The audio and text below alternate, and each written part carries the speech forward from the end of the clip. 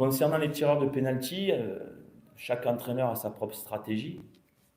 Sachez que je désigne un ordre de tireurs par rapport à ce qu'on voit à l'entraînement, par rapport à ce qu'ils se sentent de tirer les pénaltys, comme on fait dans tous les clubs. Donc il y a un premier, un deuxième, un troisième, jamais jusqu'à 4 ou 5, depuis que je suis entraîneur. Voilà. Là, c'est vrai que depuis le début de saison, vous avez certainement la donnée, on a eu 4 pénaltys, on a raté les 4. Bayazid contre Ouattanga, Messoussa contre Monastir, et puis 2 fois Andy. Mektoub, parce qu'on les travaille à l'entraînement, on les tire plutôt bien, tous. Il faut simplement dédramatiser. C'est sûr que tous ces pénaltys ratés, ça fait pas plaisir, ça me fait pas plaisir. L'année dernière, on avait notre tireur attitré, et puis on avait aussi des joueurs comme Merzougui, lorsqu'il rentrait, qui les tiraient, et qui ont réussi à la JSK et autres. Mais dans la saison, tout s'équilibre. Je pense qu'il ne faut pas non plus trop insister sur ça. On prend le cas des meilleurs, hein, que ce soit le Real Madrid avec Mbappé.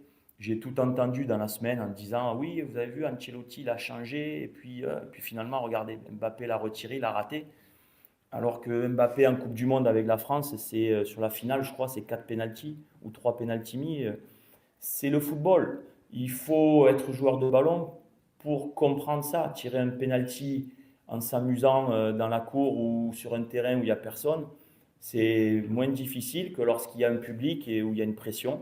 C'est un métier, mais ça fait partie du métier des fois de rater. J'ai le souvenir que Michel Platini a raté, Roberto Baggio en finale.